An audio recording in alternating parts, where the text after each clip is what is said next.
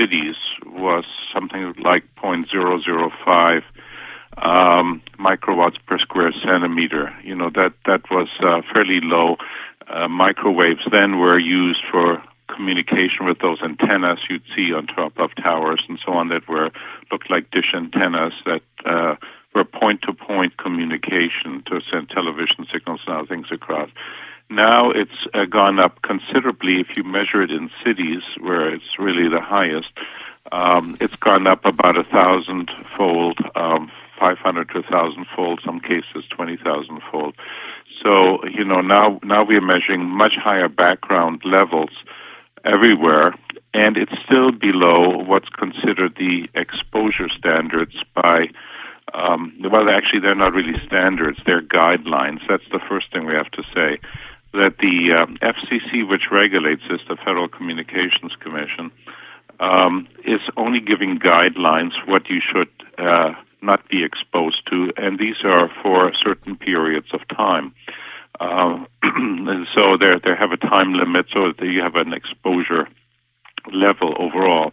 These guidelines were given to them by the Institute of Electrical and Electronic Engineers, as well as the American National Standards Association and so on, and they give guidelines based on biological studies and what people think is prudent based on then scientific research. Now, these standards were promulgated originally in the 1980s and 90s, and they've gone down ever since. Originally in the 70s, when microwave dangers were studied by the military especially and guided, there was a person called Hermann Schwann, a German immigrant to America, who was really one of the people. And they first had a microwave standard of about 10 milliwatts per square centimeter, and milli is a thousandth, and that's equivalent to 10,000 microwatts per square meter. Microwatt is a millionth of a watt per square centimeter. That's how it's measured per area. And then they lowered that from the 70s to the 80s about tenfold. So now that the standards that are used is about 1,000 microwatts per square centimeter. Now, we also are sensitive to different frequencies. So in the frequencies where the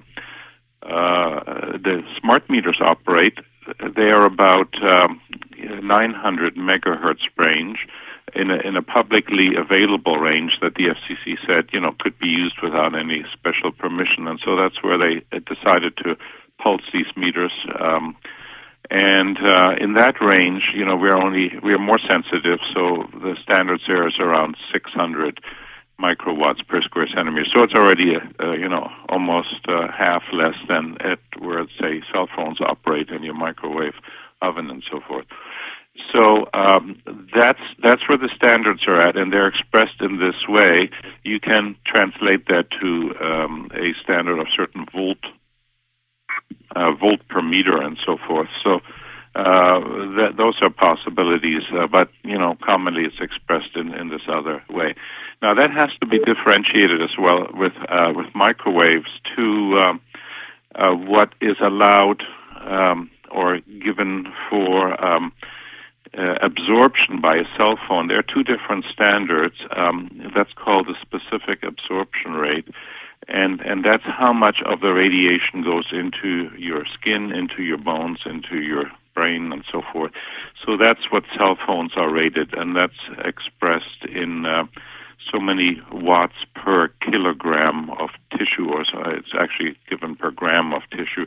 So, and that's primarily a thermal standard, thermal meaning a heating standard. How much can you absorb without the tissues, and in a cell phone's case, typically the brain not going up by a certain amount of temperature. And that's typically measured in a, not in living people, because you can't stick thermometers into people's brains, so it's done with a sort of phantom head, which is a head filled with fluid, in which a tiny sensor measures the radio frequency radiation going into the head. And the exposures there that we are using by guidelines by the FCC, and remember, the FCC really has no medical people on staff. They listen to other people.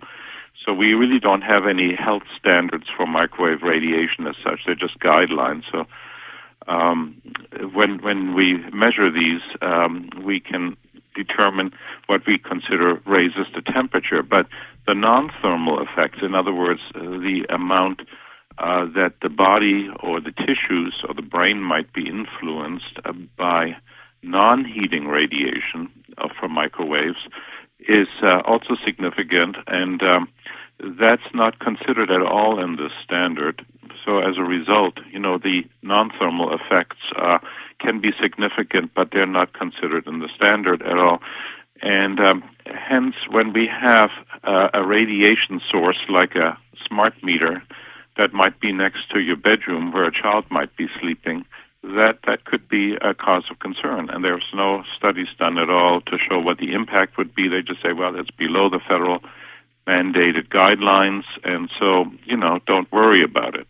And I've taken issue with that because unlike a device like a Wi-Fi on your, iPad or Wi-Fi that you have in your home, which I don't recommend you keep on at night while you're sleeping as well, because you have radio frequency radiation in your home, and all the other things. These guidelines aren't protecting us about that. There is no studies done, and for the first time, people have actually started to do studies. The federal government has basically done very little studies ever since the telecommunications come in. The EPA hasn't protected us from this any further. They've just accepted the old standards. And so in Europe, the parliament has passed something called the precautionary principle that said, if you're not sure that it could do damage, err on the side of a lower level. And it's called the precautionary principle, which I think should be adopted here, and people at least should do these studies. That's clear. I want you to talk about the Telecommunications Act passage in 1996 and how that is impacting accountability and disclosure and transparency with respect to the microwave transmission of waves. Right. Well, the situation there was that essentially I think the industry to a large degree under the Clinton administration lobbied Congress at that time to establish this nationwide communication system, and there was then passed as the Telecommunications Act, and it basically forbade any community, any municipality or city to refuse the installation of cell phone towers based on health or environmental concerns. In other words, you had to live with it. The radiation was going to be set up from the cell towers, and no community could opt out once they would find that there's health-related problems.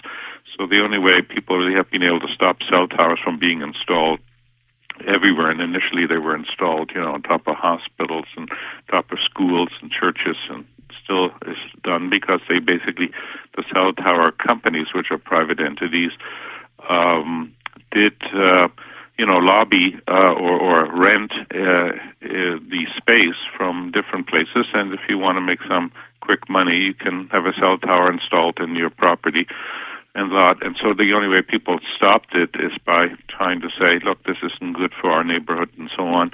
The property values go down when these cell towers get installed. So that's how some of the cell tower have been stopped. But generally they're put everywhere. They're put on top of silos in the Midwest. They're put on top of water towers and so on.